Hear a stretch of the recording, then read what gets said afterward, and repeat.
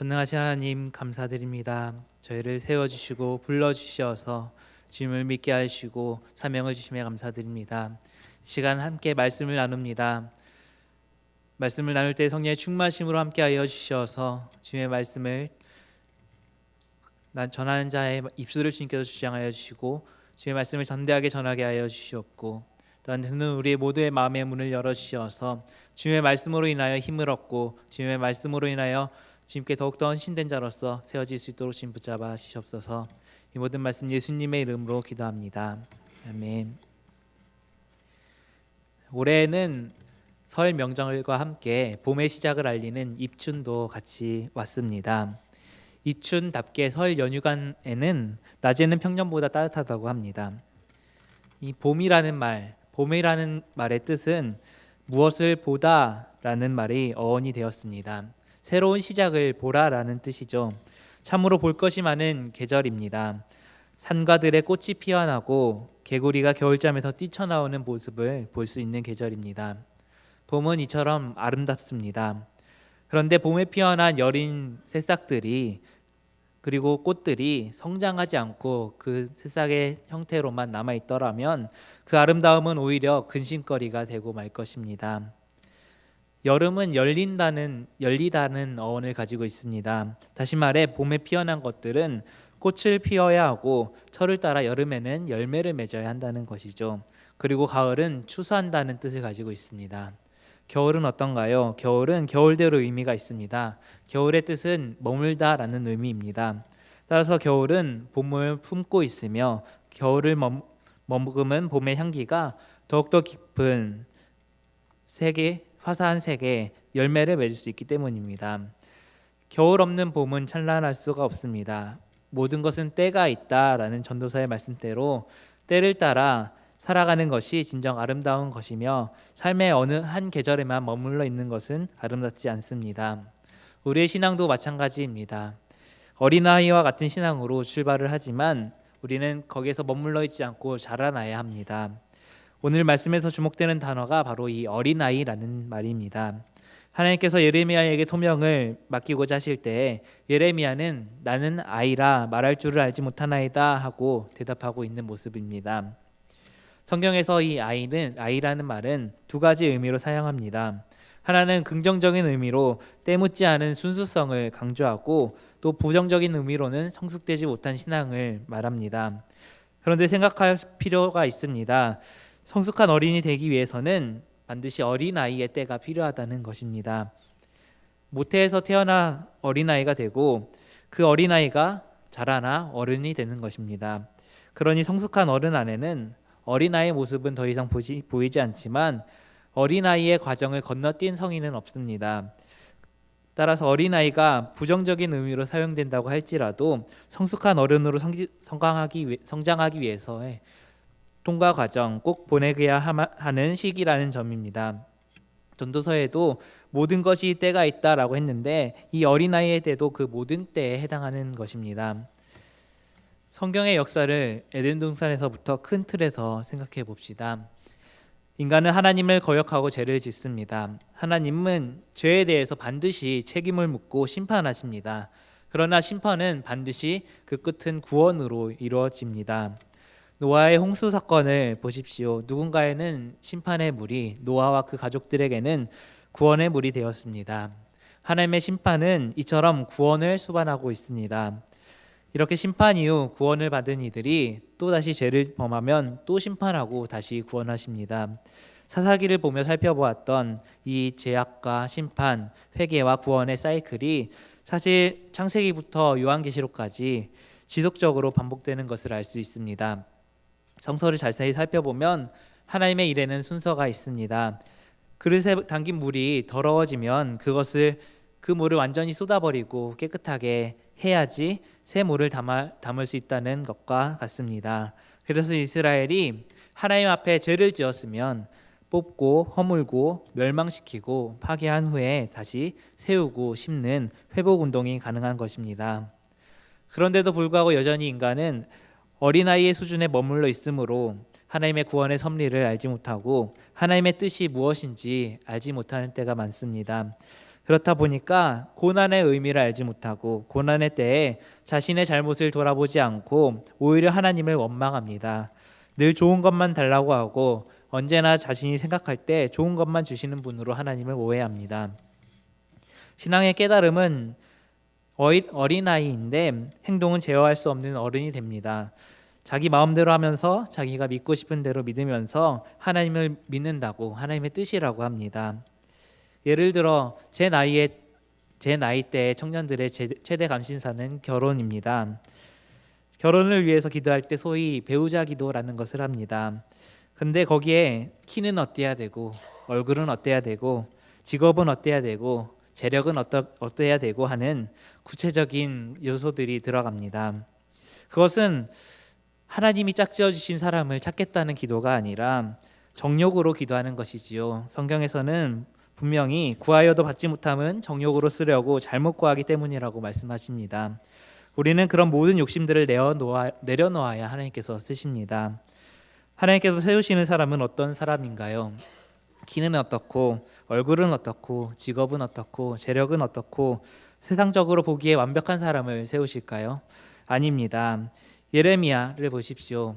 예레미야가 아직 임신도 되지 않았고 출생도 되지 않았을 때에 그를 세우셨다라고 하고 있습니다. 예레미야가 어떤 자격이나 조건이나 능력이나 준비 그리고 어떤 업적이나 스펙을 쌓지 않았음에도 불구하고 오직 하나님의 뜻, 하나님의 의도, 하나님의 계획 가운데 그를 세우셨다라는 것입니다. 어린아이와 같은 우리를 하나님께서 세우셨다면 우리는 더 이상 어린아이의 신앙에 머물러 있지 말아야 합니다. 하나님께서 주권적으로 우리를 부르셨으니 하나님을 의지하며 그 부르심 앞에 매일매일의 삶에 최선을 다해야 합니다. 하나님의 부르심 앞에는 오직 순종의 길만이 사는 길이고 순종만이 복과 은혜를 받는 길입니다. 구약 성경에서 하나님과 제일 가까웠던 사람은 누구입니까? 바로 모세입니다. 또 그 다음으로 친했던 사람을 뽑자고 하자면 저는 예레미야라고 말하고 싶습니다. 예레미야는 하나님께서 친애하던 예언자였습니다. 예레미야가 소명을 받았을 때의 이야기를 보시면 모세가 소명받았을 때의 이야기와 비슷합니다. 후대 사람들도 역시 예레미야가 모세와 닮았다고 생각했을지도 모르겠습니다. 모세 역시 스스로를 본래 말을 잘 하지 못하는 자니이다. 주께서 주의 종에게 명령하신 후에도 역시 그러하니 나는 입이 뻣뻣하고 혀가 둔한 자니이다 라고 표현하고 있습니다. 그러면서 하나님께서 주신 소명을 간곡하게 거절하고 있습니다. 그럼에도 불구하고 하나님께서는 모세를 택하셨고 모세를 세우셨고 위대한 지도자로 쓰셨습니다. 그렇듯이 예레미야 역시 문 민족에게 보낼 예언자로 택함을 받았습니다. 예레미야는 이사야보다 약 100년 후에 예루살렘에서 활동하던 예언자였습니다. 요시야 왕 제13년이었던 기원전 626년에 소명을 받아서 예루살렘이 멸망하게 되는 기원전 587년까지 약 50여 년간의 예언을 했습니다.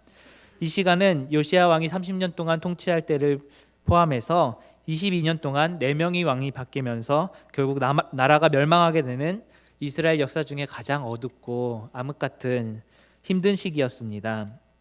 유대 종교가 심각하게 이교화되어서 혼합 종교가 되었고 요시야 왕의 종교개혁도 실패로 돌아갔습니다. 강대국인 바벨론이 차일피일 유다를 식민지로 삼으려고 하는 위기의 순간에 예레미야는 사랑하는 조국의 멸망을 예언해야만 했습니다. 그 예언을 듣는 사람들의 반응은 어땠을까요? 예레미야가 마치 매국노처럼 나라를 버리라고 하는 것처럼 들렸을 것입니다. 그래서 그런 예언에 사람들은 비아냥거렸고 심지어는 가족들조차 예레미야에게 등을 돌렸습니다. 그러나 예레미야는 성품이 곱고 여린 사람이었습니다. 그러니까 가족들과 함께 회개도 없이 조롱하는 이들이 퍼붓는 조롱을 견딜 수가 없어서 하나님께 자주 불평하고 원망했습니다. 20장 14절에서 18절까지 해서 보면은 마치 욥처럼 자신의 생애를 저주할 정도로 어찌하여 저의 고통이 멈추지 않습니까? 하며 하나님께 반문합니다. 하나님께서 전하라고 하시니까 전하기는 하는데 너무나 마음이 아픕니다. 그래서 매일 눈물을 흘립니다. 그리하여 눈물의 선지자라는 별명을 갖고 있습니다. 그는 다른 선지자들과는 다르게 나라의 멸망을 예언해야 했고 그 멸망을 목격해야 했습니다. 예루살렘 성전이 무너지고 성벽이 무너지고 백성들이 바벨론으로 끌려가고 가나안이 지배하던 그 땅의 참상을 보고 그것을 일일이 다 기록해야 했습니다. 예레미야에게 이렇게 사명을 주신 하나님께서는 전지전능한 손을 내밀어서 예레미야 입에 대시고 말씀하셨습니다. 보라, 내가 내 말을 내 입에 두었노라. 보라, 내가 오늘 너를 여러 나라와 여러 왕국 위에 세워 내가 그것들을 뽑고 파괴하며 파멸하고 넘어뜨리며 건설하고 심게 하였느니라. 하나님께서 예레미야를 이렇게 가장 어둡고 힘든 시기에 선지자로 예언자로 세우신 목적을 분명하게 말씀하신 것입니다. 뽑고 파괴하며 파멸하고 넘어뜨리며 건설하고 심게 하겠다. 이 6개의 동사 중에 앞에 4가지 뽑고 파괴하고 파멸하고 넘어뜨리면은 부정적인 내용이지요. 그리고 뒤에 2가지 건설하고 심게 하겠다라는 것은 긍정적인 내용입니다. 이렇게 긍정적인 동사보다 부정적인 동사가 2배나 더 많습니다. 왜 그럴까요? 이것은 하나님께서 하시는 일의 순서를 말하고 있습니다. 이스라엘이 하나님 앞에서 돌이킬 수 없는 심각한 죄를 지었습니다. 그런데 그런 죄를 지은 이스라엘을 하나님께서 다시 구원하시고자 하십니다. 왜 하나님께서는 그들을 강대국 바벨론에게 넘겨주시어서 뽑고 파괴하고 파멸하고 넘어뜨리십니까? 바로 그들을 사랑하시기 때문입니다. 철저하게 뽑아야지 다시 심을 수 있고 철저하게 파괴하고 파멸하고 넘어뜨려야지 다시 세울 수 있는 것입니다. 그래서 예레미야는 사역 초기에는 주로 유다와 예루살렘에 임할 심판의 메시지를 강도롭게 선포하였고 후기에 가서는 주로 회복의 메시지를 선포했던 것을 볼 수 있습니다. 그러므로 다시 말해서 유다를 심판하시는 것은 그들을 완전히 멸망시키고자 없애버리고자 하시는 것이 아니라 끊임없는 사랑으로 그들을 품으시고 세우시고자 하는 하나님의 사랑입니다. 뽑고 파괴하고 파멸하고 넘어뜨린다는 것은 이스라엘의 모든 부정과 불의를 그리고 거짓과 우상 숭배를 타파하도록 하겠다는 것입니다. 기독교의 역사 가운데에서도 많은 기독교인들이 인종차별과 남녀차별, 빈부차별 등 세상의 구습을 타파하기 위해서 피나는 투쟁을 벌여왔습니다. 때로는 목숨까지 버렸습니다. 세상 가운데에서도 그러할지언정 교회 안에서도 세습을 반대하고 잘못된 권력, 재정 비리 등을 이 세상을 닮아서 타락하고 비뚤어진 관습과 전통에 맞서 싸우는 이들이 있습니다. 하나님의 사람은 이렇게 잘못된 것을 파괴하는 사람입니다. 세상 가운데는 아직도 타파해야 하는 많은 구습들이 있습니다. 강대국의 약소국에 대한 이 경제적인, 문화적인 예속, 그리고 가진 자들의 횡포, 타락해가는 세속적인 문화, 권위주의, 차별, 빈부차별, 기득권을 지키려고 하는 지도층의 횡포 등 사회 곳곳에는 아직도 많은 것들이 잔재하고 있는 잘못된 행태들이 있습니다. 거기에 대해서 우리들은 단호하게 아니요 하고 말할 수 있어야 합니다. 그러나 이렇게 파괴적이고 해악적인 것으로 끝내면 안 됩니다. 예레미야가 심판의 메시지 이후에 회복의 말씀을 전했듯이 그 이면에는 언제나 건설적인 것이 있어야 합니다. 언제나 사람의 마음을 사랑의 마음으로 품어야 합니다. 그리스도인이라면 부정적인 것 그리고 부정과 부패와 불의를 파괴하고 새로운 질서를 다시 세워야 합니다. 하나님의 말씀을 이 땅 가운데 구현하는 일, 다시 말해서 포로된 자에게 자유를, 눈먼 자에게 다시 보게 함을 전파하며 눌린 자를 자유케 하는 일에 적극적으로 나서야 합니다. 누구도 차별받지 않고 누구도 억눌리지 않는 정의롭고 평화로운 세상을 만들기 위해서 최선을 다해야 합니다. 그러나 그 무엇보다도 오늘 우리는 우리 자신의 잘못과 생각과 행동을 파괴하고 하나님께 합당한 새로운 삶을 세워나가야 할 것입니다. 우리의 불신앙과 게으름, 탐욕과 이기심과 퇴폐 등 하나님 앞에서 합당하지 못하는 것을 철저히 깨뜨리고 그 위에 신실함으로 경건한 생활 습관을 심어야 합니다. 유다는 다른 대예언자들의 예언자들을 통해서 알 수 있듯이 이 북왕국 이스라엘이 하나님 앞에서 죄를 범하여서 망하는 것을 보고도 그것을 반면교사로 삼지 않았습니다. 그 길을 그대로 답습하고 오히려 그들보다 더 타락했습니다. 마치 고양이가 쥐들한테 너희 까불면 잡아먹힌다라고 하는데 쥐들이 오히려 웃기시는군 하면서 고양이를 조롱하는 것과도 같습니다. 예레미야는 꼭 이런 상황에 빠져 있습니다. 하나님의 말씀을 전하면 회개하기는커녕 오히려 예레미야를 조롱합니다. 하룻강아지 범 무서울 줄 모르는 어린아이 같은 유다 백성들입니다. 이들은 결국 바벨론에 사로잡혀가서 유배 생활을 합니다. 페르시아가 바벨론을 멸망시킨 후에도 70년이 넘는 시간 동안 고국을 떠나서 살아야 했습니다. 유배지하에서도 마찬가지로 여전히 어린아이와 같아서 자기들이 왜 고통을 당하고 있는지 깨닫지 못합니다. 그리고 유배지에서 어느 정도 살만을 하니까 이제 고향 땅으로 돌아오려고 하지도 않습니다. 우리는 모두 하나님의 나라를 위해서 부름받은 하나님의 사람입니다. 그러므로 우리는 하나님의 부르심에 순종하며 살아가야 합니다. 지금 나의 모습이 이 유다의 모습과 같다면 우리는 회개하고 돌이켜야 합니다. 내 삶 속에 남아있는 죄악의 요소들을 제거하고 하나님의 자녀다운 삶을 살아야 합니다.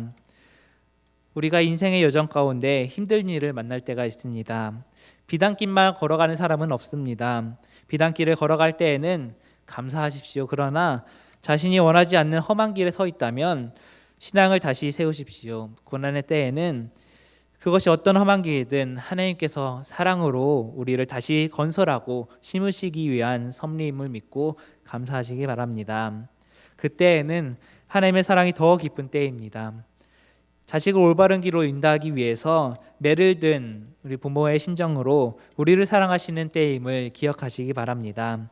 그러니 늘 담대하게 살아가십시오. 우리 모두가 예레미야처럼 하나님의 부르심에 합당한 삶을 살아가시기를 바랍니다. 하나님께서 일하시는 순서에 따라서 우리는 매일매일 그때를 살고 있을 뿐 결론은 하나님께서 원하시는 세우고 심는 날, 구원의 날임을 기억하시길 바랍니다. 이것을 기억하며 매일매일 최선을 다하며 살아가는 우리 모두가 되시길 바랍니다. 우리 함께 기도하시겠습니다. 주님 감사합니다. 오늘 말씀을 통하여서 우리에게 깨닫게 하여 주시고 알려주심에 감사드립니다. 주님, 우리가 어린아이와 같은 신앙에 머물러 있지 않게 주님 도와주시옵소서. 온전히 주님의 뜻에 합당하게 매일매일 살아갈 수 있도록 주님 도와주시옵소서. 예레미야, 어린아이와 같은 예레미야를 불러서 열방의 선지자로 세우셨던 것처럼 우리가 비록 지금은 부족하고 연약한 모습일지라도 주님께서는 우리를 불러주시어서 주님의 크신 위대한 일에 쓰일 줄 믿습니다. 그 앞에 매일매일의 삶을 살아갈 때 주님 앞에 신실하고 정직하게 살아갈 수 있도록 주님 도와주시옵소서. 내가 주님을 떠나서 죄악 가운데 있다면 빨리 돌이키며 주님 앞에 나올 수 있도록 주님 도와주시옵소서. 또한 우리가 원하지 않아도 고난의 삶을 살아갈 때가 있습니다. 그러나 그때 두려워하지 않게 하여 주시옵소서. 고난의 때에 오히려 나의 모습을 돌아보면서 하나님께서 다시 건설하고 세워주실 때가 있음을 믿고 소망으로 살아가게 주님 인도하여 주시옵소서. 이 모든 말씀 예수 그리스도의 이름으로 기도드립니다. 아멘.